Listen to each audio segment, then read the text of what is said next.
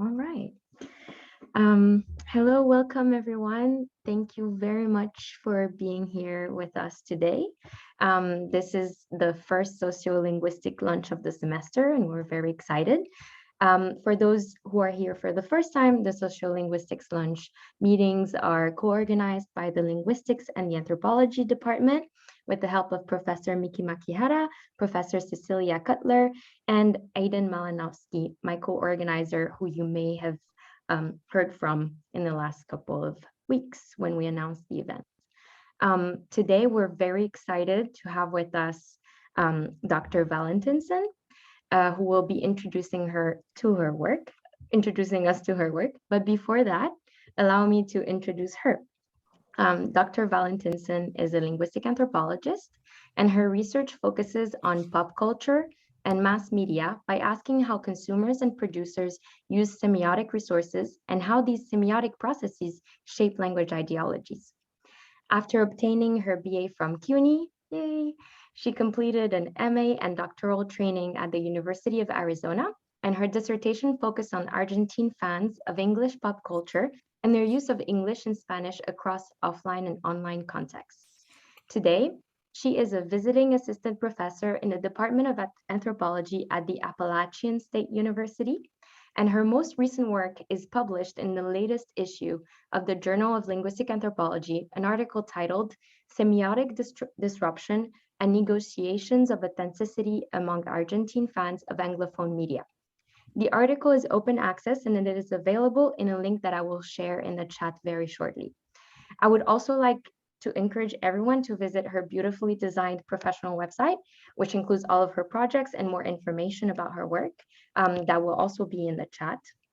And lastly, I want to let everybody know in advance that since the talk will be recorded, it will then become available on our website, and the link again will be shared in the chat right now. With all that, I would like to give the floor now to Dr. Valentinsson, and I'll be adding all of the links to the chat right away. Thank you. Thank you for that lovely introduction, Isa. And I'm going to go ahead and share some slides with everyone. I believe the link to these slides will also be in the chat. So there will be some screenshots of data, things you might want to zoom in on that you may feel free to do if the render over Zoom isn't the best quality.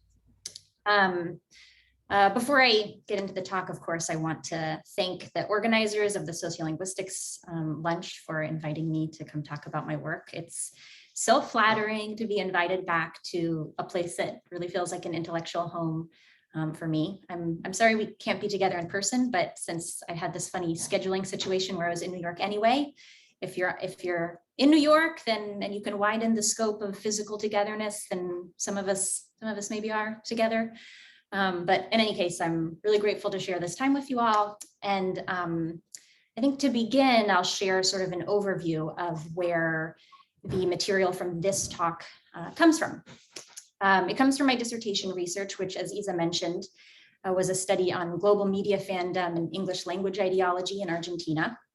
So from 2016 to 2018, I was conducting ethnographic field work at fan conventions and club meetings in the greater Buenos Aires area, and more crucially in digital fan communities. That's what will be most relevant for our conversation today, to understand how people in Argentina thought about and participated in these sort of transnational fan spaces where English linguistic skills are really centralized, and what these participations can tell us about things like class and consumption. Now, Argentina sometimes strikes people as an unusual field site for a discussion of English language ideology. So I want to start with a bit of a historical digression.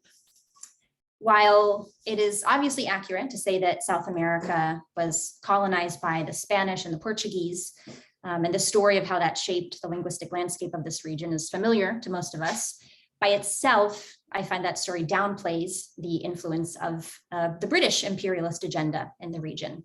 You can see that reflected in this quote from a letter from George Canning, who was a British diplomat working across South America.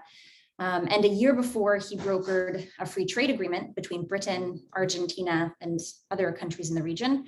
he wrote, "Spanish America is free, and if we do not mismanage our affairs sadly, she is British." So really making explicit that those imperial and colonial designs that they had in the region. By many accounts, Britain was one of the major cultural, political, and economic influences in Argentina as the country developed from the United Provinces of Rio de la Plata when they gained their independence from Spain in 1816 up through the mid-20th century. And this relationship meant that many of the iconic markers of elite class status in Argentina were drawn from these semiotic assemblages of British class markers, right? You shopped at Harrods, fancy British department store. Your children played polo.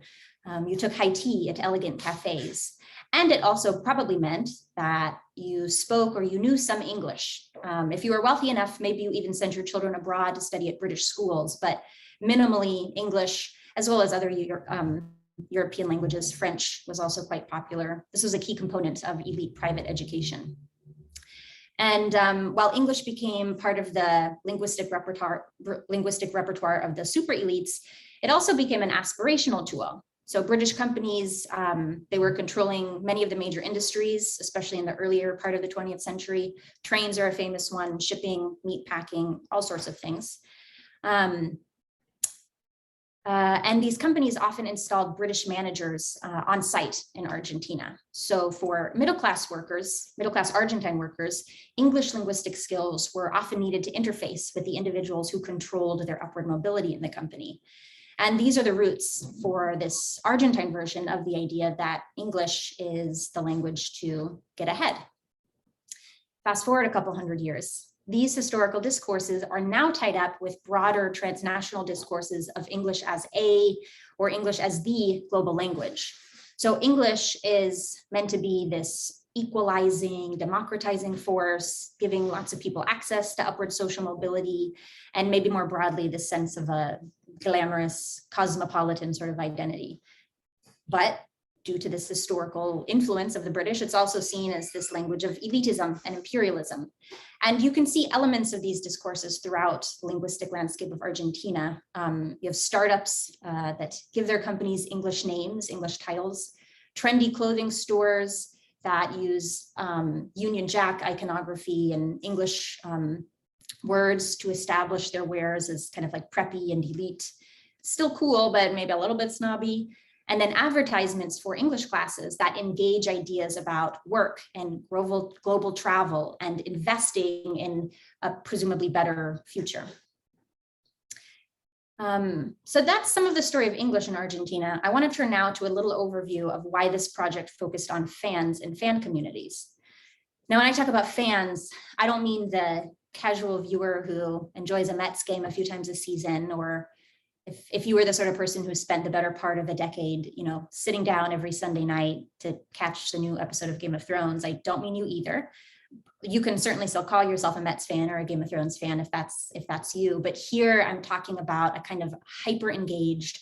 I center huge aspects of my identity construction and community formation around being a fan, around this kind of media consumption.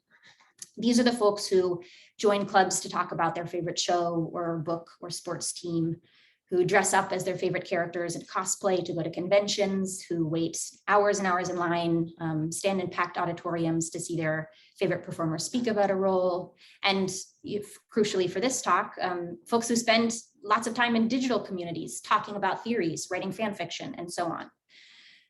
There is a massive body of literature, mostly coming from media studies, cultural studies, that looks at fans and fandom as a cultural practice, as a form of cultural participation. And the focus in this literature isn't usually the qualities of the media texts that these consumers are orienting to. It is the practice of hypervisible consumption and transformative engagement with the texts that make this kind of fandom unique. And so this isn't this is useful actually for linguists and anthropologists who are interested in consumption and global cultural flows in media, precisely because of that hypervisibility, right? As fans make very obvious and hypervisible in their identities and communities, the media texts that they're consuming, it becomes easier, or perhaps just more obvious in a way, to track where and how these texts are being taken up in their everyday lives. Fans of English language media in Argentina also make the role of language here hypervisible, since there's an obvious contrast between the language of some parts of their everyday lives, at least, and the language that narrates the media they consume, and sometimes the language that kind of establishes these digital communities that they seek to participate in. I also want to point out here some widely, kind of in the sense of globally circulating stereotypes about this sort of person. The fan as the figure of the obsessive shrieking fangirl, right? Or the socially awkward nerd who can only speak to you in comic book references. These stereotypes are tied up in ideas of excess, which will be important later. Emotional excess, excessive time spent on digital platforms that center the media text, excessive knowledge about a media text, and so on. And we see that shifting a little bit, especially in North America, where fandom has kind of become, if not cool, then mainstream. So the social risks of being labeled a shrieking fangirl or a socially awkward nerd are lessened in a way, certainly less than they were a decade or two ago. I noticed a similar situation arising when I was in Argentina, as the assessment of this kind of fanish behavior by outsiders seemed to be relatively tame, not positive, but not something that was that the participants in my research found to be kind of negatively affecting their social lives, right? So for instance, participants who responded to surveys I conducted about stereotypes of fans and fandom within Argentina, they noted things like, well, my friends and family who are involved in this, they'll call me nerdy, they'll call me raro, weird, or strange. One participant noted that her family saw her as that nerdiness as childish also. So those discourses do exist in Argentina.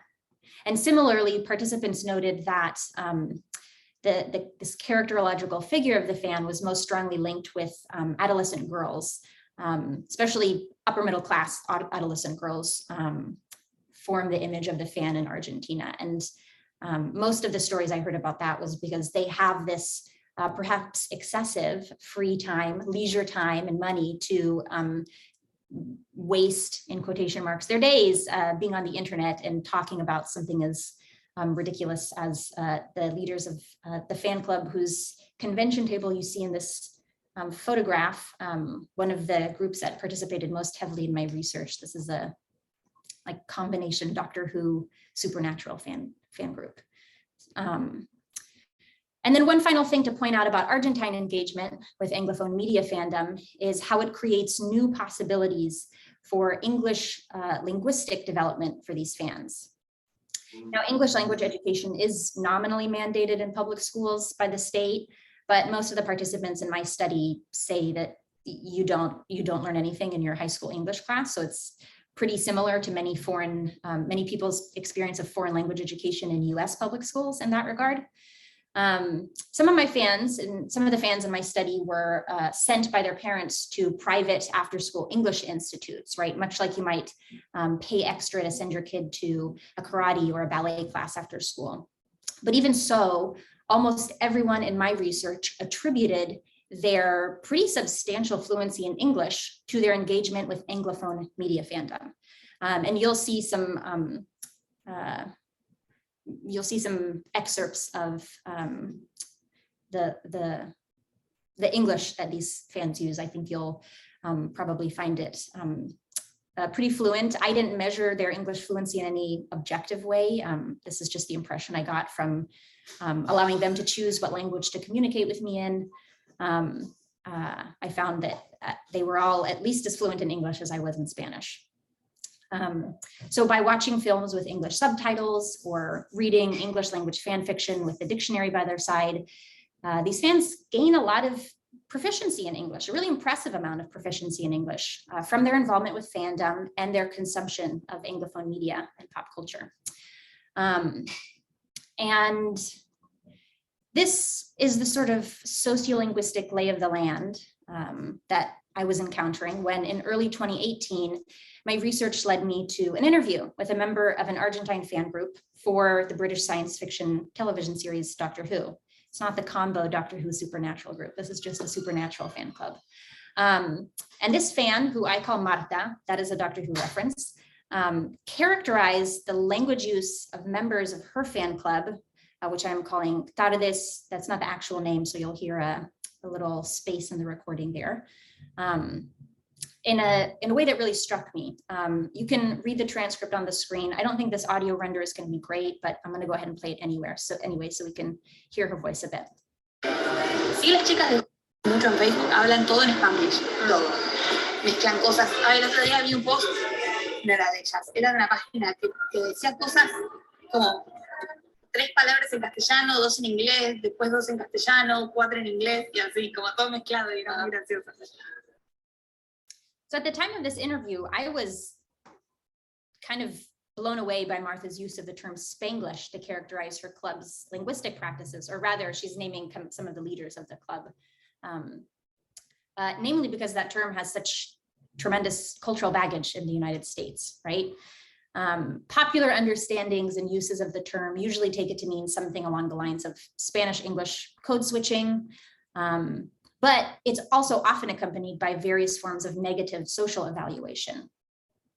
Spanish-English blending or hybridization can index, according to Rosa and Flores 2017, a lack of full proficiency in either English or Spanish.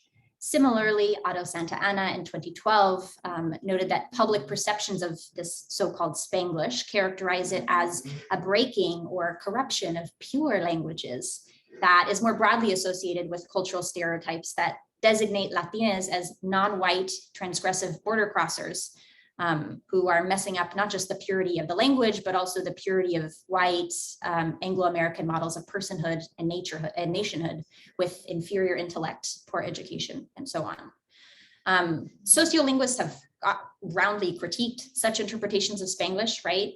In scholarly discourses, if that term comes up, we usually take it to mean, yes, something like Spanish-English code switching, or maybe more simply a repertoire of morphophonological and lexical and syntactic blending between 2 languages. And what work on this practice, linguistic work on these practices show is that the structural properties that govern that kind of blending actually necessitates a rather complex knowledge of both languages rather than an incomplete acquisition of either one. So because of all this baggage, I'm actually finding from some of my students, when I talk to some of my students in the classroom about this, that these sorts of negative stereotypes attached to that word don't exist as strongly for them. They're kind of surprised to hear some of these stories or read some of this research. But because of that history, linguists, we tend to avoid the label altogether, right? In part to avoid contributing to that discourse, which Othegi and Stern 2012 claim can end up repudiating a speaker's own knowledge of a major world language. But of course, the linguistic practices of the individuals who participated in my research, we're talking about white, middle-class young adults in Argentina with deep ties to Anglophone media fandom in general, and then here in particular, Marta, who you just heard from, they provide a pretty different perspective on the term. Instead of repudiating knowledge of English or Spanish, Marta's assessment of these practices kind of comes off as like silly and unserious, but not as an index of racialized incomplete language acquisition or poor education. On the contrary, English's colonial history in Argentina means that use of English in general, whether it comes through a blending or hybridization with Spanish, or whether it's used sort of on its own, in quotation marks, if such a thing exists, means that it's actually become associated with a rather different social type, that of the cheto. Cheto essentially refers to a snobby, stuck-up rich kid. And the screenshot on the top left of the slide here is taken from a really funny parodic YouTube video. It's titled Cómo ser cheto, How to be a cheto. And the characteristics of the cheto persona that are displayed in this performance include things like wearing designer clothes and going to expensive clubs and taking luxurious vacations to the US and Europe. But also very importantly, peppering one's speech with English words, especially ones that already have a widely used and obvious Spanish equivalent. In this way, the English of chetos is seen as excessive, overdone, too much, over the top. As you can see from this screenshot of the video, it's taken at this moment where the character is peppering his speech with the English word what over and over and over again. Now, the figure of the cheto and then qualities of elitist snobbishness more general also appear in metalinguistic commentary throughout social media posts by Argentinians.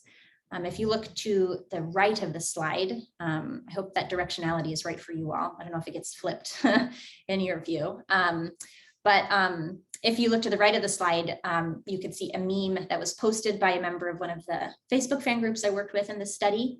It reads in English, notably, this was shared to an Argentine fan group, English meme, when you know a word in a different language, but you can't remember it in your own.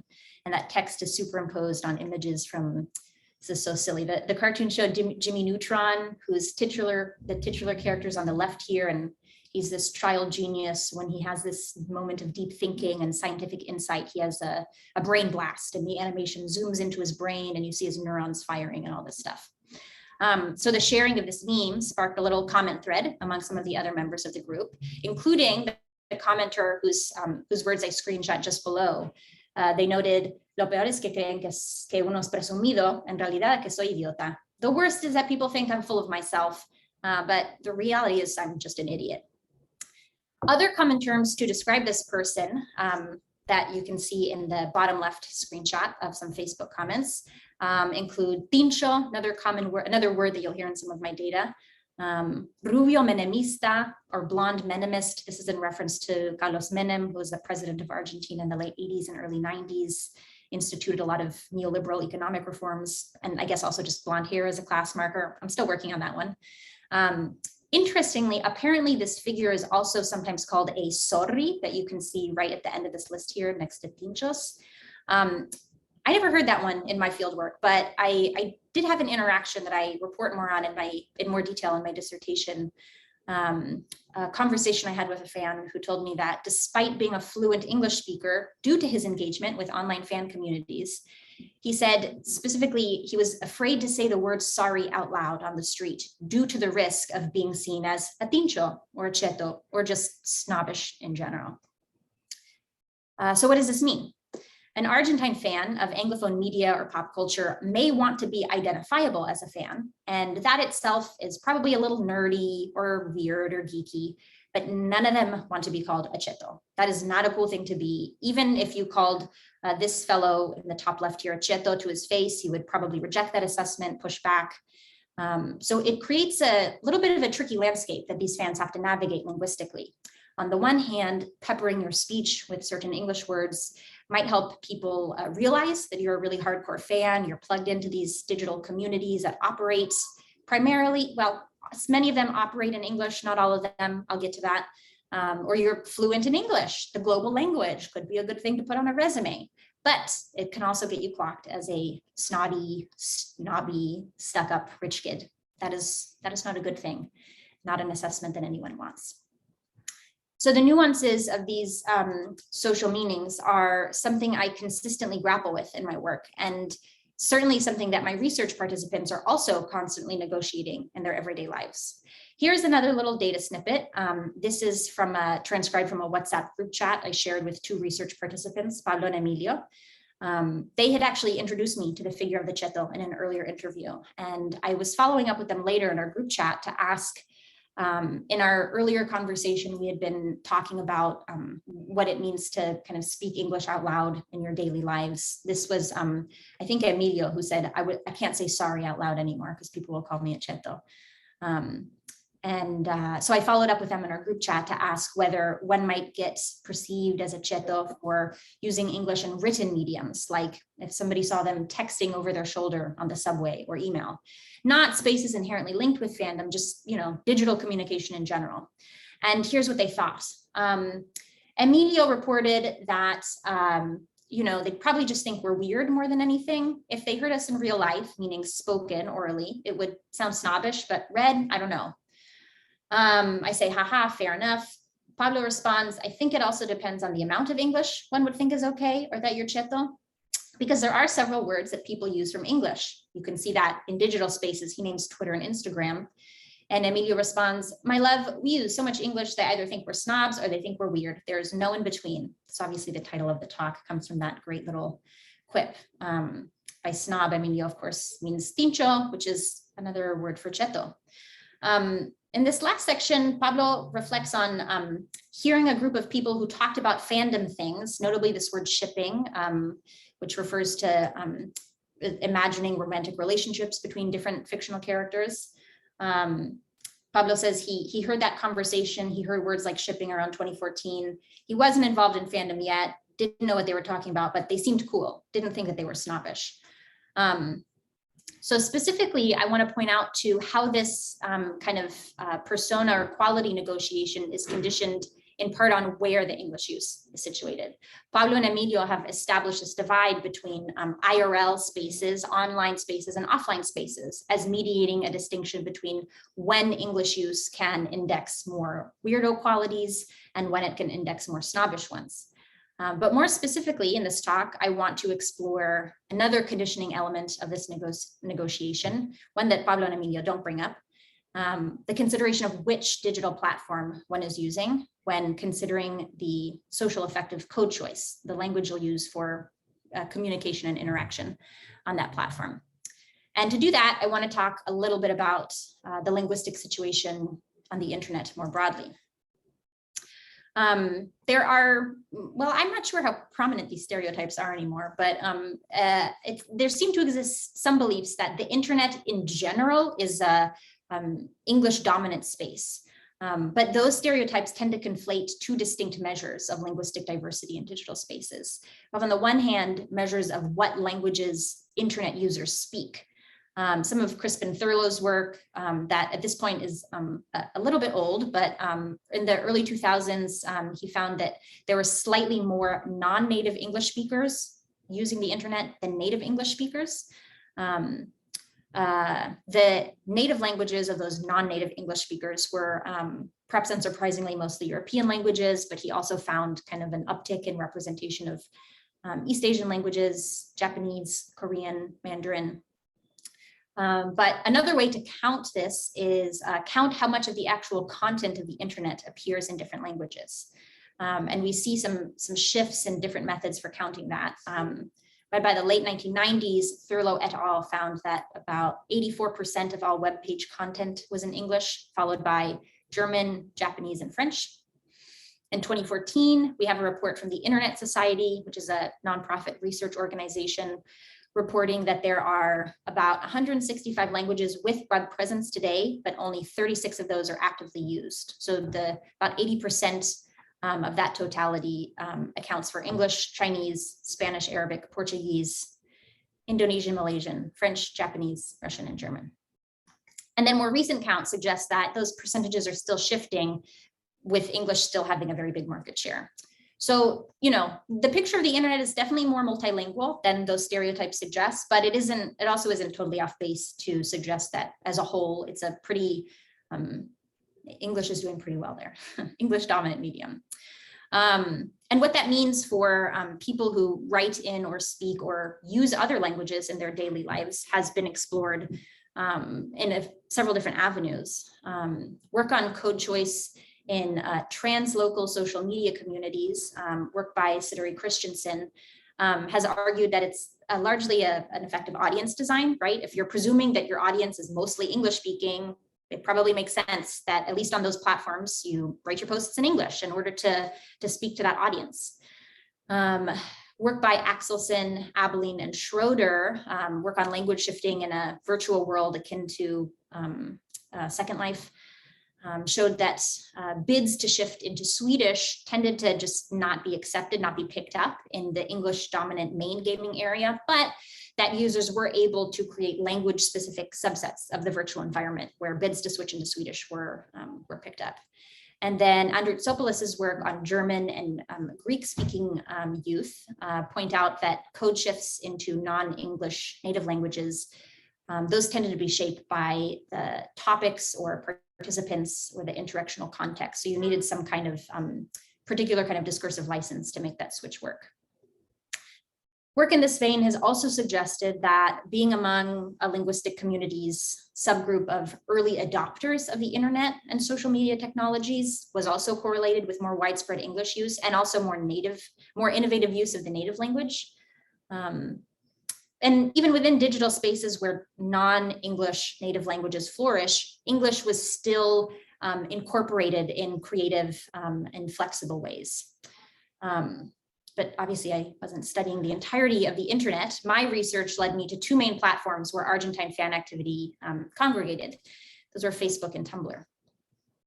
I'm going to start on the other side here, actually, with Tumblr, because it's perhaps a more unusual one that people are less familiar with. Its intended purpose, I guess, is this individual blogging platform. You can post images, text, other type of media to your own blog, in addition to following other users whose posts will populate your dash or your newsfeed. It's considered a really popular social media nexus for fandom and fan activity, which is why I started my research here.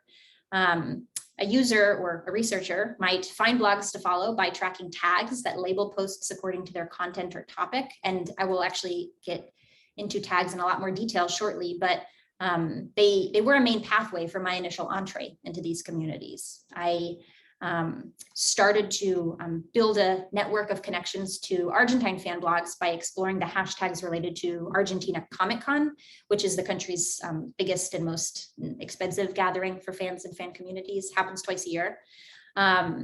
So I looked for posts that were made by people who attended some instantiation of Argentina Comic Con. They went as a guest, they went in cosplay, and by requesting to follow those blogs, exploring the other blogs they reposted from, commented on, interacted with, kind of a informal and sloppy sort of snowball sampling, I was able to build this, this network of Argentine users of Tumblr who were there specifically to engage with Anglophone media fandom content. And yeah, as an initial strategy, this technique worked. It helped me get hold of a handful of Argentine fans of English language media. But I found initially quite a bit of surprise in my struggle to get a more robust group of users. It felt quiet, looking for other Argentinians. An early trip to my in-person field sites revealed that first approach to actually be a totally rookie mistake. So in preliminary interviews I had with some of these Tumblr users, discussions with Argentine scholars of fandom, and attending some smaller conventions, I learned that there were also massive and robust and very exciting groups on Facebook dedicated to Argentine participation in Anglophone media fandom.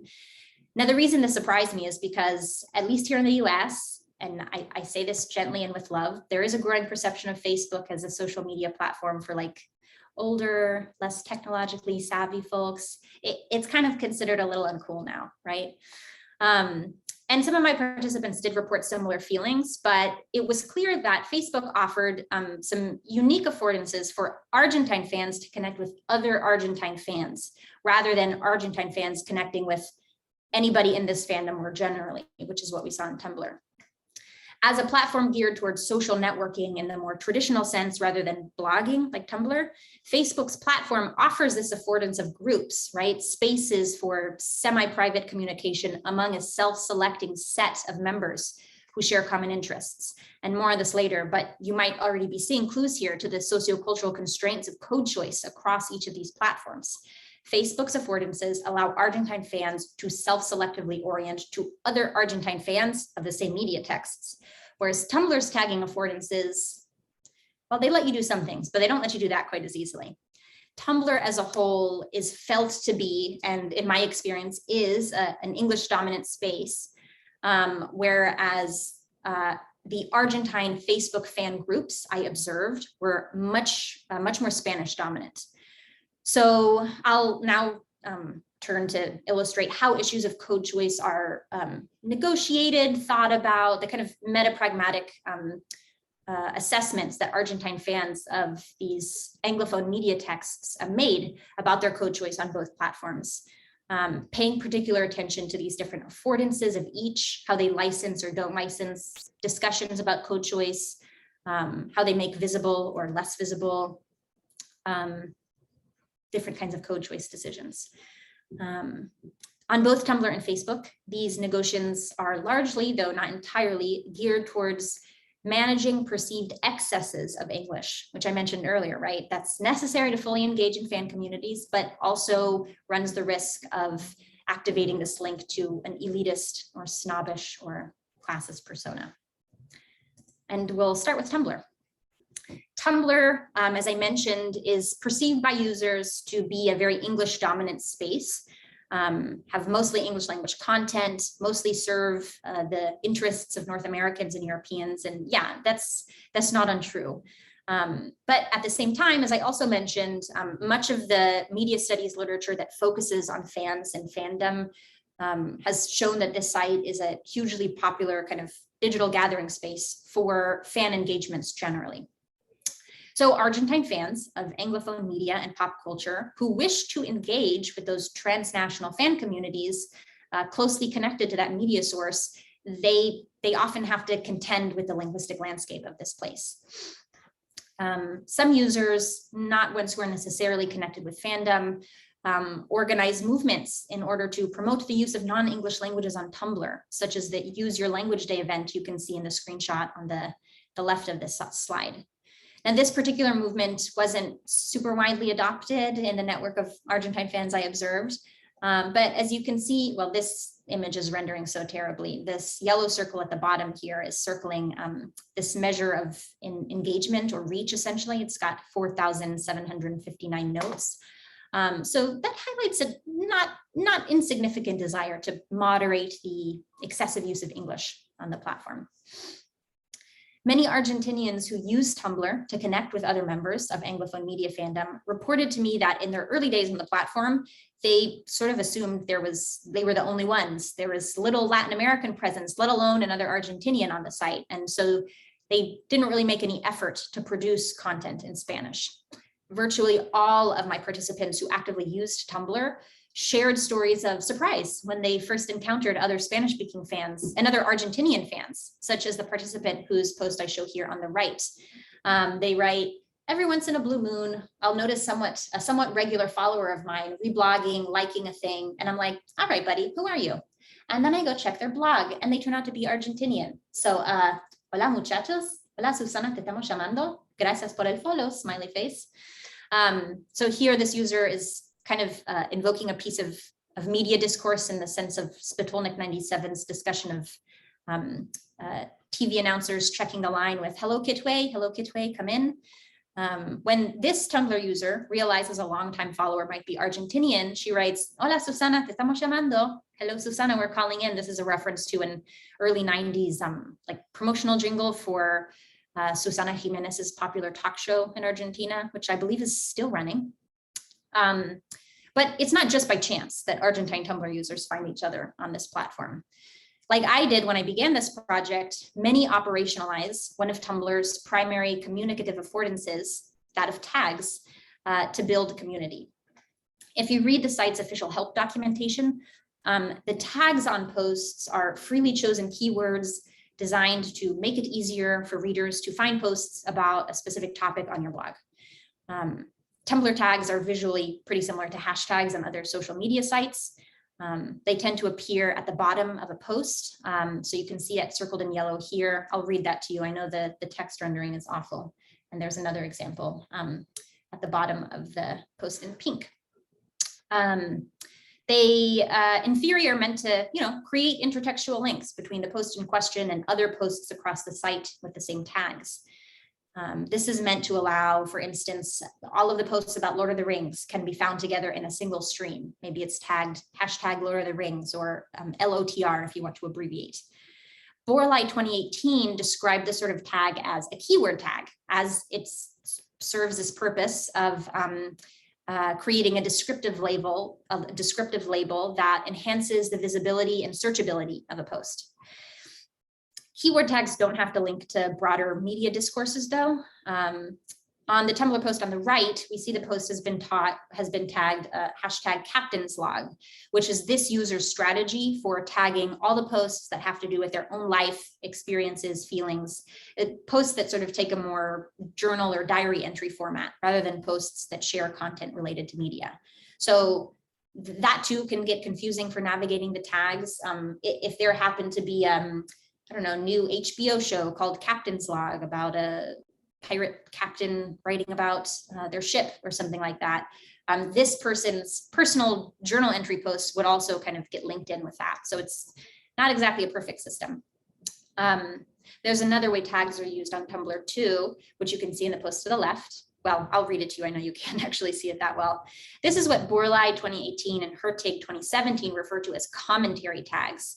And these aren't added to posts as a way for organizing metadata labels as keyword tags do. Instead, they convey pragmatic discourse functions related maybe to the content of the post, maybe things like expressing an opinion, a reaction, conversational asides.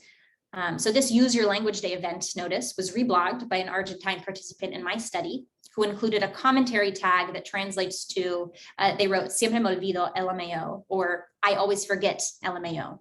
Now this tag doesn't really link this post to other thematically similar posts, but it does indicate this kind of aside or sotto voce mode of stance or relationship to the content of this post. Like, it's important, but silly me, like I never remember to do this, LOL.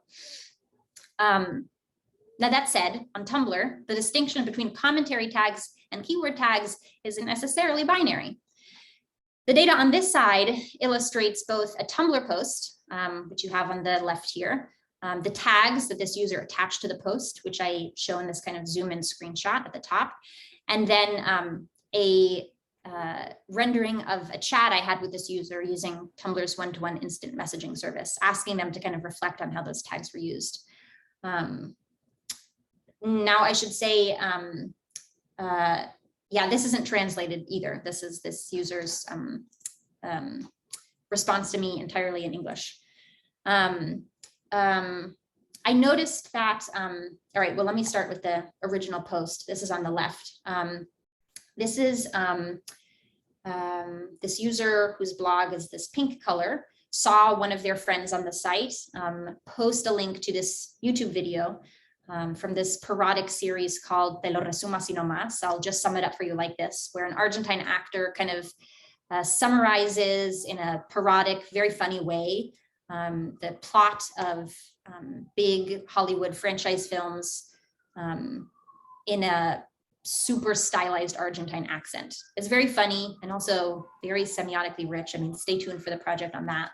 But one Argentine user shared a link to that YouTube video, wrote, "This is the most Argy thing I've ever seen." And then the user we're going to talk to right now reblogged the post and added, "I never watched anything about Star Wars, but this video gave me enough information to almost piss myself from laughing. And it is really that funny. It's hilarious." And you'll see that they tagged the post with 3 tags: #RG, #Latine, and #Español, marking it in a keyword tag sense as relevant to Argentinian stuff, relevant to Latine stuff, and relevant to, not written in, but relevant to Spanish. So I sent them a chat and I said, "Those are really interesting tags. Like, how do you use those on your blog? What are they used for?" And they write, GFH doesn't stand for anything. It's a sort of key smash emotional reaction, kind of going like, "Oh my goodness, this is sort of ridiculous, but my blog isn't organized at all. I just do it. I do these tags because this site, it's full of US American / European stuff. So it's really hard to find a relatable Latina post, information, discussions, jokes, anything.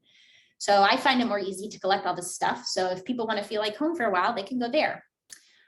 They go on to say, the first things Argentinians say when they talk to me, it's, "Oh my God, I can't believe I found another Argentinian," because we never found posts about our country. And with Spanish or with the Español tag, it's kind of different. I have it for 2 reasons. One, because Spanish speakers can get tired of writing or reading in English all the time. It gets to a point where your brain is just tired, and finding things in Spanish here, it's so refreshing. It's interesting too, because of course the text of these posts is not written in Spanish, it's the video itself. But essentially this user is telling us that their tagging system is not just keyword organizing the content of this post, but a metapragmatic commentary on the English dominance and maybe the North American, European cultural dominance of the site. By tagging content about Argentina or Latin America, they feel that it makes it easier for other Argentinians and other Latin Americans using the platform to find community with each other. So it's doing stance taking, it's doing pragmatic work in addition to keyword metadata sort of work. The pragmatic effect that I would describe this as one of highlighting, in the sense of Park 2010, who proposed it as kind of a parallel term to Gall and Irvine and Gall's erasure. So if erasure oversimplifies the sociolinguistic field by making invisible certain qualities or components, highlighting is the pragmatic move that makes some sociolinguistic elements stand out. And here it's Spanish language or Argentine or Latina content. But not all users assess their tagging habits as a highlighting strategy, as a strategy for highlighting code choice and cultural content. Other participants in my study describe tagging the language of their posts as a tool for conforming to the broader linguistic norms of the platform. During a data collection session with my participant Pablo, who you heard from earlier, we were jointly examining his blog as he talked me through his thought processes, what he thought about when he was navigating the site, making decisions about how to participate. And this slide shows a screenshot of his blog's about page or bio page. Not all Tumblr blogs have this, but those who do typically use it to give a summary of like the typical content of their blog, biographical information about themselves, information about what fandoms they might be blogging about, and often the tagging systems they use. So I've blocked out some of these tags for anonymity purposes. And yeah, I apologize for the poor image quality here, but some of the tags that Pablo uses are the Pablo spoke, any personal posts, much like the captain's log situation in the previous one I show. Hashtag Pablo speaks Spanish, tag for all posts in Spanish, which he adds parentheses, rarely happens, and other tags that he uses consistently. So this is what we were looking at when when I kind of engaged him in this conversation about the tagging system he uses. And I don't have, wasn't able to get this audio file to render beautifully, so I don't have Pablo's voice to play for you here, but I'll walk you through some of our discussion. So I opened by attempting to elicit an analysis from him about what kind of content he puts in this tag and why he uses it. His response in lines 2 to 3 is that he doesn't want to bother people. Now, this is referring to the fact that by explicitly tagging his Spanish language posts, he's making it easier for users to employ Tumblr's tag blocking function, where you can say anything that's tagged Pablo speaks Spanish, I don't want to see it, hide it for me. Anything tagged supernatural, I hate that show, hide it from me, don't show it to me. So he does this to make it easier for some users to avoid seeing his Spanish language posts, thus in a way doing the opposite of what that previous user was doing, not highlighting, but erasing in the more traditional Irvine and Gall sense, the multilingual potentiality of the platform. You see me expressing some surprise in lines 6 through 7. I say, but bother them if you want to, you know? And that leads him to clarify that, yes, okay, he sees a contradiction between this practice and his own beliefs that Tumblr shouldn't be so English dominant. But as he tells me later in the session, and in a way that conforms with some of the other research I mentioned about code choice in digital spaces, the choice is practical too, right? According to Pablo, if he wants to communicate with other mostly English-speaking fans on Tumblr, most of his posts have to end up being in English, right? Let's turn now to code choice on Facebook. Despite the fact that, as I mentioned, it has become increasingly uncool in recent years, during my period of fieldwork, Facebook was easily the most prominent social media site in the country. It probably still is. And actually, while many of my participants reported an awareness of Tumblr, or maybe they have an account, but they don't use it very much, or they once had an account, many of them actually asserted a preference for Facebook. And Facebook does have this affordance of hashtags that are searchable, keyword hashtags in the sense of Borlai and Hertig. They're not as wide, or they're just not used in quite the same way as they are on Tumblr, perhaps because they weren't built into the platform as an affordance. Facebook added hashtag support to its platform in 2013, I believe. But functionally, they serve a similar purpose. You might see some commentary tags, but they aren't quite as important of a feature in and of themselves. Another important distinction between both platforms are the different metrics of engagement. So a Tumblr post will give you this metric in terms of notes, which conflates comments and reblogs and likes. And it obscures the many different interactional threads that can spring off of a single post. On Facebook, the likes and other forms of emotional or socio-pragmatic reaction to a post are delivered in the forms of these kind of emoji reacts, the traditional like, the heart, the laughing face, the wow or surprise face, single tear face, angry react. These are counted and displayed separately from the comment threads. And that commenting architecture is also differently. So sub-threads are nested within comments on the same post. And a user can easily kind of navigate between different threads of interaction that branch off the same post. Thus, for many Argentine fans, Facebook is seen as a better platform for engaging, particularly in extensive conversation and debate about their preferred media or pop cultural products. But the crucial affordance that Facebook has that Tumblr does not, in the habits of my participants, are these groups. While Tumblr users can track or generate keyword tags in order to construct a sense of community, there aren't really clearly defined spaces that you have to explicitly join in order to participate in. But on Facebook, Argentine fans of English language media can search, DC comic book fans in Argentina or AC/DC fans in Argentina, and be served results like the items in the screenshot on the right, where all you have to do in order to access these spaces is press this join button on the far right here. Sometimes I'll ask you some questions like, what's your favorite DC character and where are you from? And an administrator will approve you to join. Now, because virtually all of these groups include some kind of localizing terminology in their titles, right? Variants of X fans in Argentina are super common.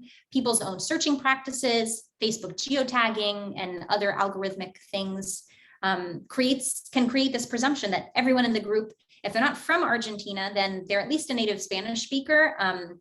This is not a presumption that Tumblr users can make. They can only highlight content in Spanish or perhaps erase it through the use of metalinguistic keyword tags and hope that others think to search for those particular terms. So the primary language of these groups is Spanish, and one that is marked in very, very wonderful ways as Argentinian. I'll show you a couple of examples here. Now, in a text-based medium like Facebook groups, the phonetic features of Argentine Spanish are obscured, but many users employ creative orthographic forms to mark such phonetic features. So the Rioplatense-ismo, in which the phoneme that's represented by orthographic double L or Y is pronounced with a postalveolar fricative, tends to be voiceless in Buenos Aires and voiced in other parts of the country. It's represented in Facebook posts with the orthographic SH. This stylized spelling is meant to represent an iconically Argentinian speech style. The Facebook comment on the left of the slide highlights this. It's a commenter writing, it's a response to a scene from the American television show Supernatural. And they write, "It's so beautiful. No, look at it, the vortex, they cry." But cry, rather than being rendered orthographically as LLORO, it's rendered in a way that overemphasizes the regional pronunciation. So here, the thing this commenter is crying, so the use of these kinds of stylized orthographic representations of speech we see it being used in discourse context where the stereotypical performance of an effusive, excessively emotional fan reaction is not just justified, but maybe even expected. So it's a performance of this fan identity, but in a really locally salient manner. Just as frequently, members across such groups will create memes or image manipulations where characters from the Anglophone media they consume or the actors who portray them consume mate, which is a popular tea beverage. It's consumed communally in various Latin American countries, but also very iconic in Argentina. And the screenshot on the right illustrates this. You have the two main actors, again, of Supernatural, holding a photoshopped gourd and bombilla, that's the mate drinking vessel, and a thermos of hot water, which is used to prepare the drink. And people reacting very pleased to that. These two practices by themselves are not exclusive to Facebook, but they do serve to highlight how these groups are keyed as spaces in which Argentine Spanish is the default or the norm. But still, all of these groups are fundamentally centered around the consumption and enjoyment of English language, media, and pop cultural products. So English can and does come up. And that can be personally or individually troubling on Tumblr, while it can be personally or individually troubling, on Tumblr, the display of English linguistic skills isn't super unproblematic in an audience design sense, right? A baseline mastery of English is kind of presumed by most to be necessary to interaction on the platform.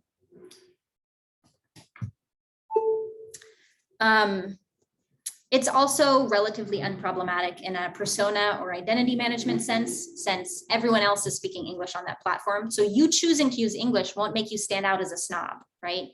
But in Facebook groups, platforms where Spanish use is more prominent and present, fans have to be mindful of how much English leaks in and the ways in which it comes in to avoid activating those links with a cheto figure or other qualities of snobbishness.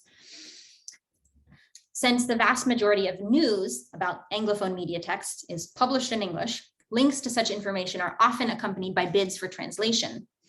When links or images featuring large amounts of English text are shared without translations, posters typically have to offer some kind of remedial account for the lack of translation. For instance, in the screenshot on the far right, the far left here, a member of the Supernatural fan club shares a series of images with text on them based on an interview that the main actors of the series gave at a convention in the US. And this fan, right after posting it, goes to comment on their own post. They say comments and approximate translations will be, I'll put them up later today or tomorrow. I uploaded this right away, kisses to all. Even though most, not all, but most members of this group are relatively proficient in English, it's considered really poor form to post links to English language content without also including translations or information about where to find good translations. In other words, unmediated English language content must be translated in order to be felicitously shared with the group. Posts in which people do share unmediated English, not offered alongside any kind of translation, can come under critique. That's what I show in this example in the middle. This screenshot shows a post shared to a Doctor Who fan group in which the original poster copied an excerpt of a fan theory about a group of the villains in the British sci-fi show Doctor Who. And the first comment on the post begins, "Why are the fucking theories always in English? I don't like it." They then go on to address a point in the post that illustrates that they do in fact have enough mastery of English to interpret the fan theory that the post posits. So their critique isn't, their critique of theories always being in English isn't the fact of the theories in English themselves. It's a pushback against an excess of English in spaces that are otherwise treated as Argentine Spanish dominant. But still, these fans readily recognize that English leakage is inevitable in Anglophone media fan spaces. Memes such as the one shown on the far right illustrate humorous takes on such awareness. So this was a meme shared to a group for attendees of Argentina Comic Con, and it posits that fans blend the official English and Spanish titles for major media products, in this case, the title of Marvel superhero films. So it wouldn't be felicitous to refer to a big franchise like the Avengers using the official Spanish translation, Los Vengadores. To do so would mark one as a casual, non-serious fan, someone not deeply engaged with media fandom and fan communities. Only people not in the know would, maybe your grandmother, right, or your totally disconnected cousin would call it Los Vengadores. On the other hand, if you as a hardcore fan utter or write the Avengers, that's kind of a little bit too risky. It risks this over or excessive slippage into English in one of the few digital fan spaces where we can assume a linguistic norm of Argentine Spanish. So the blended form Los Avengers indexes both an orientation to local versions of Spanish dominant media fan culture and also an awareness of or an alignment with the globally dominant versions of fan cultures which centralize English. Just about to wrap up here. So we know that the internet is objectively a multilingual space, but ideologies of English dominance and English excess shape how non-native English speakers engage with the space. This engagement is also shaped by broader global beliefs in English as a or the global language, and its role as a tool for positively valued sort of upward social mobility. Thus, considerations of code choice between English and Spanish or between English and any other language reveal pretty nuanced sociocultural negotiations. Argentine fans of Anglophone media work through these competing and intertwined discourses through their strategic orientation to the different communicative affordances of digital platforms. While English is generally perceived by Tumblr users to be a requisite for engaging with other fans on that platform, they can also contest that expectation through their manipulation of the tagging system on the platform. Being a snob isn't so much of a risk there, but being too much of a weirdo could lead to an unpleasant disconnect with one's linguistic or cultural identity. So metalinguistic tag manipulation allows these fans to construct a locally relevant, in other words, Argentine sense of Anglophone media fandom, while still engaging in the linguistic practices, English use, that allow them to connect to these more global networks of fans and fandom. Facebook fan groups tell a different story. while the presence of some English is not only licensed but expected, given the focus of these groups, they're still largely perceived as being Argentine, Spanish-dominant digital spaces. So unlike Tumblr, which is perceived as an English-dominant space to begin with, Facebook groups have to manage the leakage of too much or excessive quantities of English into the group. Here, the fact that you're a weirdo in a positive, fanish, nerdy sense, sorry for those engines outside, that's already obvious. If you're joining a Facebook group for DC comic book fans in Argentina, people already know you're a weirdo. You've chosen to join that group. But it's not clear without this extra discursive work that you aren't also a snob. So this is accomplished, at least in part, through policing of the type of linguistic material that's shared to the group, any material that's directly brought in from the English dominant sections of the broader fandom have to come with translations or at least deferrals of translation to a later date. Failure to do so can result in censure from other group members, even if it's very clear to them what the English language content actually says. So this meta-pragmatic commentary about code choice and these Argentine fan communities is one part of a bigger story, a story about how individual local linguistic choices are implicated in broader global flows of language and media and culture. And I hope that this particular version of the story has raised some interesting questions or thoughts for you about the global circulation of English or media and pop culture and how these flows are passed through digital spaces. And I would love to hear some of your thoughts on this now. So thank you. Thank you so much. So maybe we could go back to shared gallery mode. If you can remove the screen share. Okay, thank you. Let's give a warm round of applause for Dr. Valentinsson for this fantastic presentation.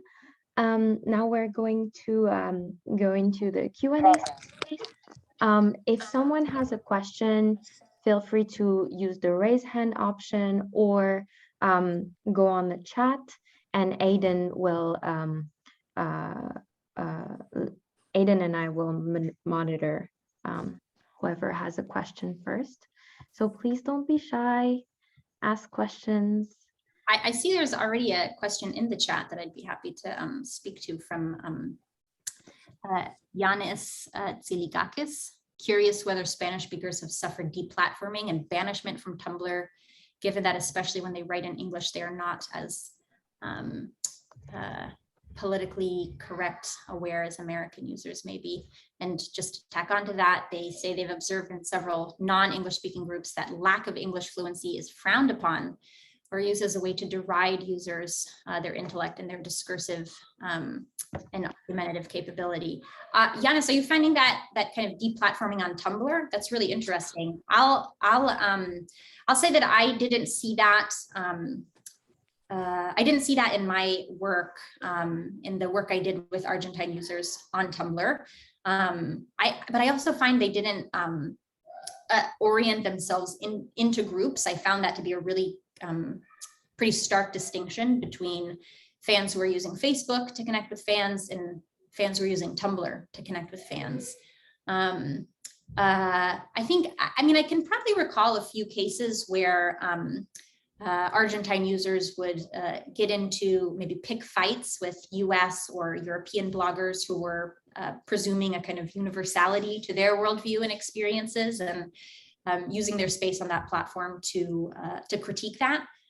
Those critiques were usually rendered in English, but I mean, really fluent English. So I didn't know in my data, I didn't really notice that kind of deplatforming or banishment, but I think because, I mean, it might look different if Tumblr users organize themselves into groups in a clearer way as Facebook users do, right? I think Facebook users, since these groups are controlled typically by an administrative or moderator team of one or a few members of the group, in that case, somebody who, let's say, consistently failed to conform to group norms, which often didn't state anything about language specifically. This was sort of kind of like a more tacit rule in the groups that if you post a link to something in English, tell us where we can find a good translation. I can imagine banishment or deplatforming from those groups being an issue there, but not something that came up in my data. I'd be interested to hear more about where you observed that. Yeah, if I can follow up very briefly, the issue of language, let's say pride, okay, which is, as you said, is very key feature in Spanish-speaking groups in general, not just Argentinians, but especially Argentinians. It also, appears in other linguistic groups. However, what I have observed is when members of these groups get to argue with each other, and sometimes it happens in English, then they berate each other if their English is not as good, or they make obvious mistakes or very rudimentary mistakes. It's a way as an ad hominem. They use it as an ad hominem, even though, and it sounds kind of like it's antithetical to their, Spanish language, let's say pride. Yes, yes. And so I was wondering if you have noticed that in discussions between members of those groups. I think I understand a bit better what you're saying now. Thank you for following up. Yeah, so there were kind of, let's say, imperfections in their English use. It never, at least in what I observed in my field work, I'm not saying this has never happened, just I wasn't told any stories about this, didn't witness kind of deplatforming or banishment, but it is true that English linguistic skill was sometimes used as a tool for, like disalignment with other fans. I'm recalling a story in particular when I think when a user was perceived to be bragging too much about their connections to the stars of the show. They got to interview one of the main cast members or something like that. And the discussion about that as an inappropriate social move in that group was rendered almost entirely in English. And there was some overt, I'm sorry, I don't have that data at hand. There was some overt orientation to the quality of the snobbish fans' English. They were asserting it was better because they were living in Scotland at the time. They were Argentinian, but living in Scotland at the time. This is a pretty vague recollection, so I'm sorry I can't be more specific. I don't think that would be outside of the realm of possibility, certainly in these communities, but reaching the level of overt banishment or deplatforming, that I can't say I did see. Again, it's not to say it's not possible, just not something that came up in my data. The deplatforming would be on the end of the Tumblr and Facebook, not from the other users. I was wondering if they monitor Spanish content or flagging for like inappropriate language, or the same way that they do mostly for English. Sure. Yeah, I don't think the content of the kind of conversations that people in these fan communities are having would reach the level of breaking terms of use on Facebook or Tumblr that would have lead either of those platforms to deplatforming a user. I think any kind of banishment you would see here would be social banishment, in the sense of, I'm going to block you, I'm going to unfollow you, we're going to kick you out of the group. But since these are the discussions that you see people having here are largely not about politics or current events, I don't know, it doesn't usually get that heated, to put it mildly. We have a question from Sarah. Thanks.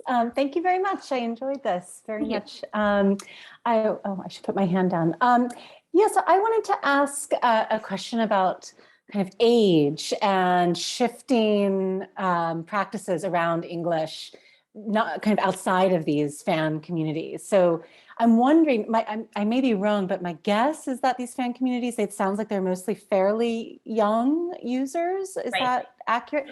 So I guess I'm just wondering, do you notice that the kind of ways people are engaging with English in these fan communities, are they producing differences in the ways people are engaging in English outside of a fan context, right? Talking with, the abuela or the cousin or whatever, whether texting or online or in person? And like, is that producing any kind of, do you have a sense of whether that might be producing any broader kind of age grade shifts in the place of English, even amongst non-fans, in the ways even non-fans are using English or not using English in kind of, I don't know, totally unrelated kind of everyday contexts? Is there anything happening there? Yes, I think I can speak to that. Thank you for that question. And I mean, I hate to be so overtly self-promotional, but I do have a little bit of discussion of the age grading of these discourses in my recent JLA piece. The kind of, so one thing that didn't come up in this talk, but the focus of that JLA piece is about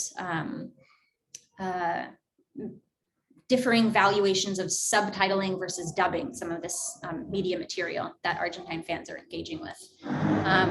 The short version of the story is that if you watch Game of Thrones or Star Wars with dubs, you're not a real fan. That's, you know, messing with kind of like the authentic mode in which this media must be rendered.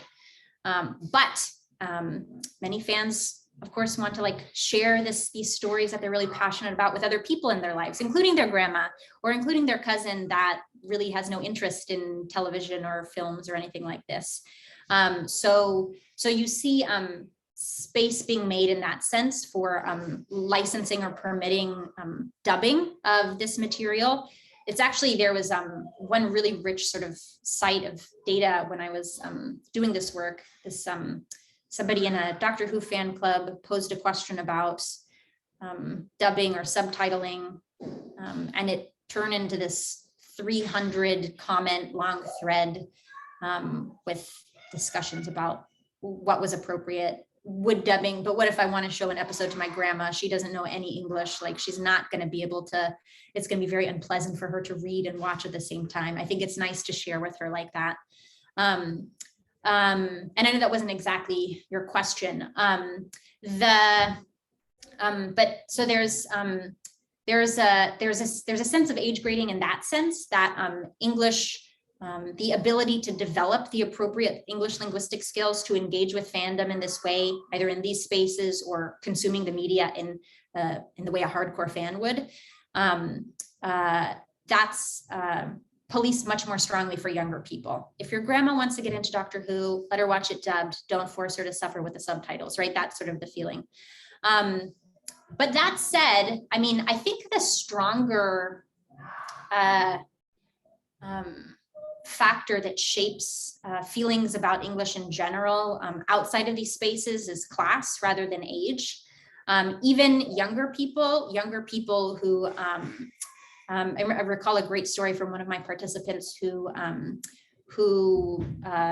was kind of like had a cousin maybe, or a cousin brother of a friend, something like this, who was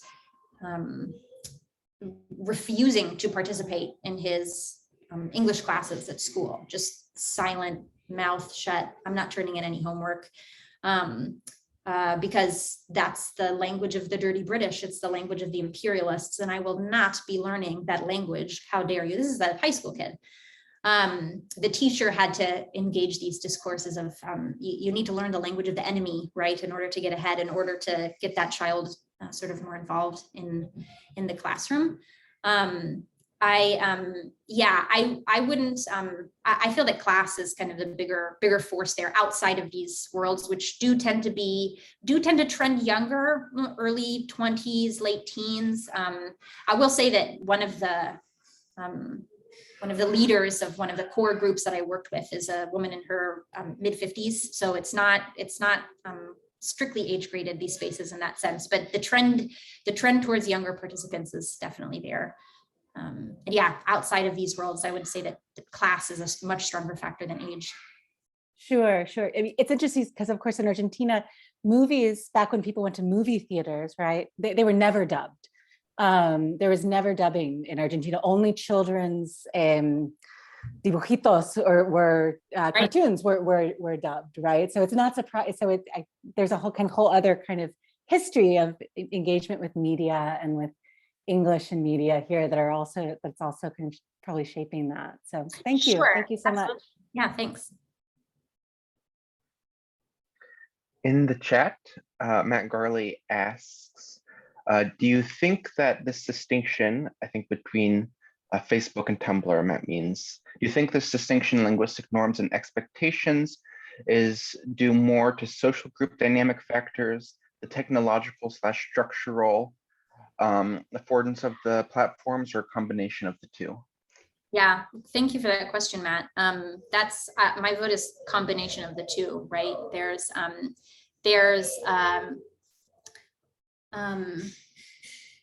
So Facebook, number one, has this group mechanism where, as I mentioned, people can search for other Argentine fans of XYZ and put themselves into groups with other people who have who either share those kind of like characteristics or who are researchers entering the spaces to bother them.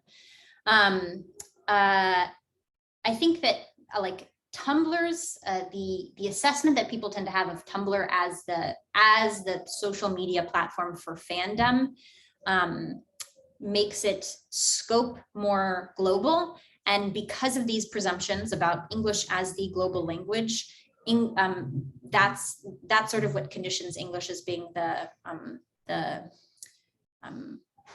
primary kind of language there. But of course, that's reinforced by the way that people use Tumblr. People create these tags that kind of siphon off you could possibly use them to kind of find other people who are blogging about content related to Argentina or writing in Spanish. That's possible. But I find in practice, more people use those tags as a tool to be able to block content they don't want to see, right? So I think that I think in terms of like the affordances of these platforms, the fact that Facebook has this group tool is one of the major drivers of this distinction. It's entirely possible that Tumblr had something like that. People would log on to Tumblr and search for, Argentine Marvel fans. It just doesn't offer the possibility for doing that. So I'm not sure if that really answered your question. I think the short version of that is yes, both. But the affordances of Facebook maybe weigh a little bit more heavily particularly because people can self-select into those groups. Although that's a social concern too, right? Not just the affordance.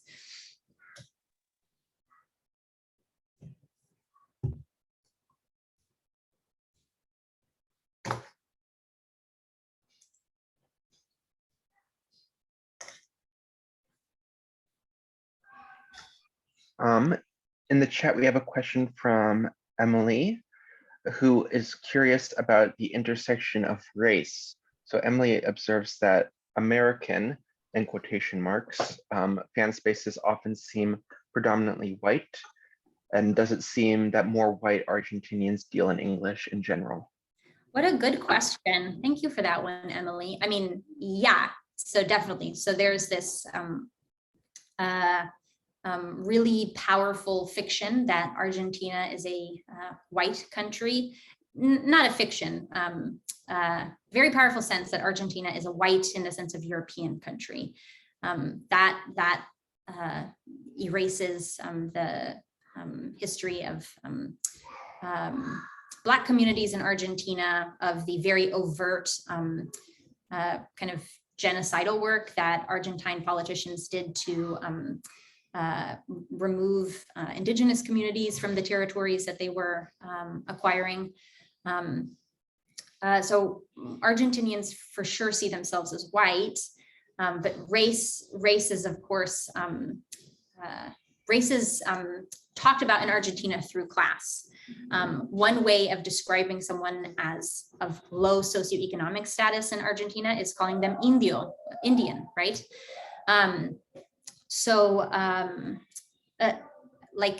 To speak to somebody casually in Argentina about race, you'll hear this very flat story of like, well, we're all white here. There's really no racism. It's all white. It's all white.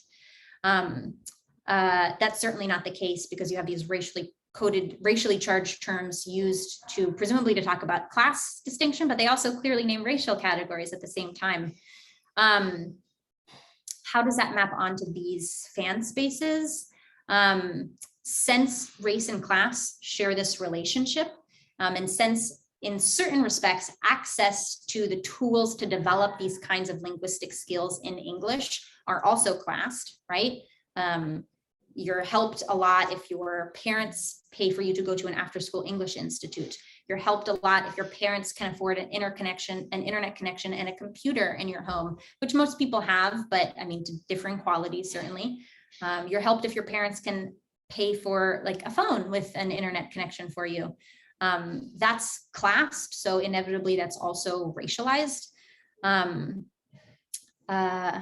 It's hard, can be challenging to talk to Argentinians about race because of how powerful this fiction is, that we're all white and nothing else. There's no other part to that story. And I don't mean to discount the kind of demographic facts, so to speak, but you end up hearing those conversations come out through discussions of class rather than race overtly. But yeah, I would say that as kind of like upper middle classness tracks with whiteness, like a sense of more whiteness, you should look at Jen Roth-Gordon's work in Brazil for more on this. Access to the tools that allow people to have the leisure time and the English linguistic skill development to participate in these spaces also increases. So absolutely, I would say they're tied together. Thank you for that question, Emily.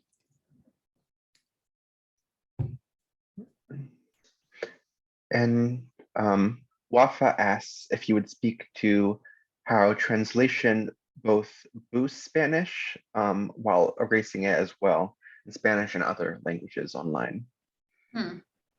How translation boosts Spanish. Yeah, Yanis, that's Jen Roth-Gordon, O-R-O-T-H, but you have that right. Back to Wafa's question, more about how translation boosts Spanish and erases them as well. So it's not, I think, let me clarify. I'm not entirely sure this is going to answer your question, but translation, I don't see to be a huge issue. The place I was talking about erasing and highlighting is on Tumblr, where we have this mechanism that both allows you to sort through content that is written in or about Spanish already, not translated, but also allows people to selectively block, not see, hide the visibility of other languages on that platform.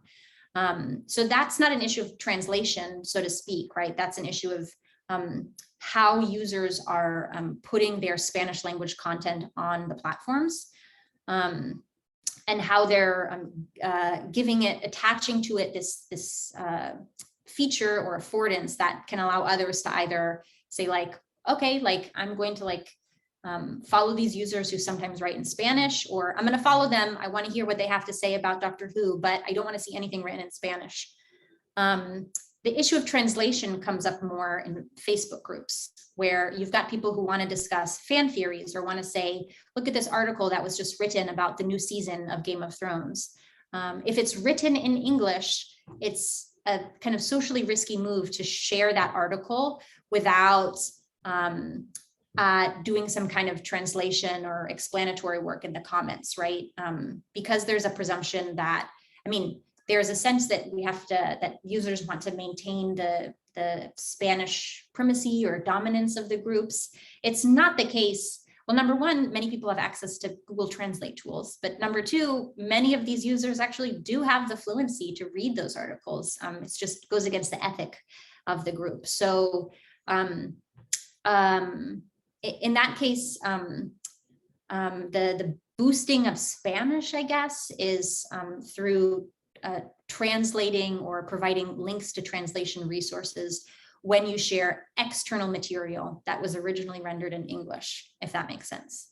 I'm happy to speak more on that if I misunderstood your question. We have Mickey. Hi, thank you so much for the interesting talk. And I have a question, or maybe I want you to maybe talk a little more about. I'd love to hear more about. So you were talking about excessiveness that is being very, people are conscious about, and that's kind of plays out differently in Facebook. You did talk about one of the translation or not providing translation, that example that you were just talking about also. But are there any, well, I mean, for that one, I'm not sure if it would be taken as excessive, excessive kind of knowledge show to go into a very fluent bilingual explanation, or maybe that wasn't the question that I had though, but that, would you have some other maybe examples of the kind of awareness that people are maybe exhibiting? Is there ways in which that people would use English words in written little more Spanish way or something like that, equivalent of sort of pronouncing English words Spanish way to sort of show the deference to that kind of, I don't, conspicuously consume. I do it with, style kind of. I mean, there's things like that, I'd like to hear a little more about, what makes you think about the excessiveness and how much people are playing with it or working with it. That'll be really interesting to hear. And if there are differences in, different places. Thank you for that question, Mickey. That's so interesting. Yeah. So I'll say that the place where people orient to excessive English most overtly, I should say, is offline, right? So many conversations, I alluded to one in this talk, but so many conversations with my participants who said like, yeah, like it's cool. Like I'm pretty fluent in English, but I have to I can't show people that. I can't display that skill except in certain spaces. I cannot be having a conversation with the president of my fan club as we're walking to the meeting. Let's not be speaking in English there, because I don't want people to think that we're snobs. And that's a huge risk, much bigger risk offline than it is in online spaces. But I love this question that you asked about ways of transforming English words, which you certainly see these participants doing, especially words that themselves kind of index engagement with fandom. So the word shipping, which again refers to kind of orientations to romantic entanglements between characters in a media text. That word will get rendered with Spanish morphology, right? People will talk about yo shipeo character X and character Y, rather than saying I ship and so on. I haven't looked at that systematically, but I think that's a really thoughtful observation about other ways in which English excess could be managed. So I'm putting that on the agenda to go back through more systematically. Yeah, the orientation to excess in the online spaces, I think, it comes out in more indirect ways. The place where people are most concerned about excessive display of English is outside of these spaces, because then you don't even have the well, I'm on Tumblr, obviously it's a English dominant platform, so of course I'm going to learn English, use English to fall back on. Or this is a fan group for Star Wars. Star Wars is originally in English, so of course there's going to be some English here. You don't have that to fall back on in the same way in offline spaces. So you do see the concerns about excess come out much more directly there. Thank you, Maria. Thank you. Thanks, Mickey. We've reached the 3:30 moment time mark. So it is the end of the sociolinguistics lunch meeting. Dr. Valentinsson, I don't know if you would like to stay longer or not. I'd just like to note that there's a one last question in the chat if you haven't looked at it, but otherwise, since it's the end, let's all still give another final round of applause Thank for you, this everyone. fantastic presentation. Great to be here with you all, and thank you to everyone who's commenting in the chat. I absolutely have time to speak to James's question, but I don't want to keep anyone. If you have to log off, it won't hurt my feelings. We have 5 more minutes if you want to speak to Sure. that? That's perfect. Yeah, let's take James's question quickly. Did you notice any forms of differentiation across the different fandoms you encountered? Did qualities like hard and soft provide a salient access for celebrating affinity? And were there any Japanese or Korean language fandoms, or was English totally hegemonic in that regard? Let me start with the bottom one there.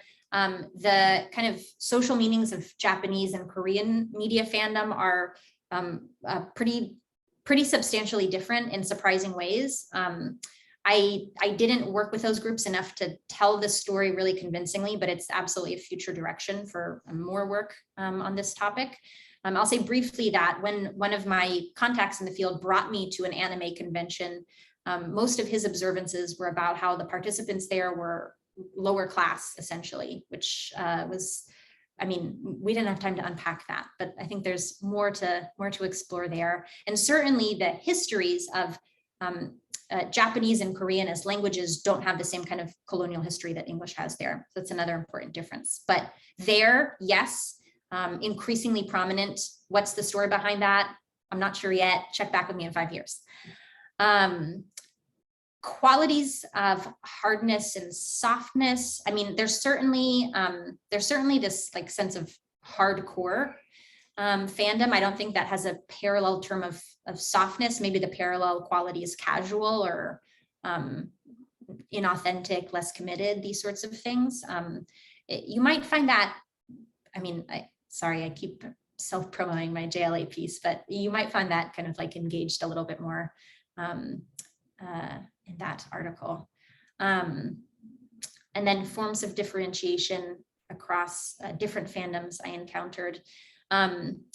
Yeah, I mean, I guess like the top line thing I can think of is that if you were really into British media products, that was also a little suspicious. People that were Doctor Who fans, a little suspicious because it's English through the British who were our colonizers. We don't like them. People are still suspicious of American media products as well, but in a different way. And there's also so much Doctor Who fan merch that uses Union Jack iconography. That's very dangerous to wear, dangerous in the sense of makes you subject to social censure. So kind of like the English language source of these media texts is one axis of that differentiation. Yes, and that's, I think I'll stop there. We can talk more about this later, James. Thank you, John. Another question. If you don't mind staying around a little bit longer, I have a very closely related question to what James asked. So early on in the talk, you talked about the characterological figure of the fan. So, I mean, based on my perspective, as a U.S. American, it seems like, well, there are very different types of fans. Like when I think of like, for example, like a boy band fan, that's a very different type of persona than like a sci-fi fan. So I guess my question is, in these Argentine fan communities, is there a single characterological figure of the fan, or are there different personas across fan communities? And if there are different personas, do the semiotic repertoires that signal those personas vary as well? Great question. Yeah, I mean, so both those figures you describe, the boy band fan and the sci-fi fan, they are, I think that there's just so much written about this in the fan studies work, right? That can give you this story with much more detail. But fundamentally, both of those personae are rooted in ideas of some kind of excess, right? The boy band fan is like over emotional and over effusive about their interest in the celebrity figures. And the sci-fi fan is over invested in kind of like policing knowledge and consumption of, you have to consume this text the right way. You didn't see that one episode that only aired once in November 1974, fake fan. So there's, in both cases, there's a sense of too muchness. And, you know, you can also trace that back to, I'm sort of suspicious of this etymology because it just seems too neat, but there's certainly a sense that the word fan is related to fanatic in some way. I'm not saying that's wrong. I'm just saying, I don't know. People make that claim without showing the receipts, you know? So yeah, even though certainly performance of kind of like a fan persona is different depending on what kinds of media texts you were a fan of, they do share this core, which is caring too much, essentially, either caring too much so that you're like crying and screaming when the Beatles come on stage or when One Direction comes on stage, or caring too much such that being just like a casual viewer who likes to catch a game occasionally or watch the latest Batman movie, but I don't really care about the lore or the universe, that's considered pedestrian and inauthentic and not the real kind of socio-emotional commitment that hardcore fan has. And yeah, this project is much more oriented to fans of fantasy, sci-fi, these sorts of media texts rather than celebrity figures. But you know, I do love the I'd have to think more about like how that's different qualitatively. Pop stars tour to Buenos Aires, getting the actors of Supernatural to give a talk at Argentina Comic Con is much more challenging for weird logistical reasons. But like, if you're a Harry Styles fan, he's going to come on tour to Buenos Aires. So like these questions of like participating in global fan communities are different in ways that I don't know. I don't think I have the time or headspace to articulate clearly here, but anyway, all that to say, they do share kind of like a core quality, which is caring too much, caring excessively. But I totally agree that fan of what certainly matters in terms of how that excess is displayed and how that shapes people's social lives. Thank you. Absolutely. And thank you again for this, for inviting me to share this work with you. This has been so lovely.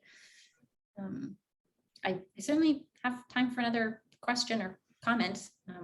Probably have another 5 minutes or so, or I don't know if the Zoom is going to kick us off, Isa. Does it work like that? No, I think the schedule is fine for another 5 minutes if anyone wants to add, but I will end the recording just because after a certain amount of recording, it might be harder for me to upload it. Absolutely.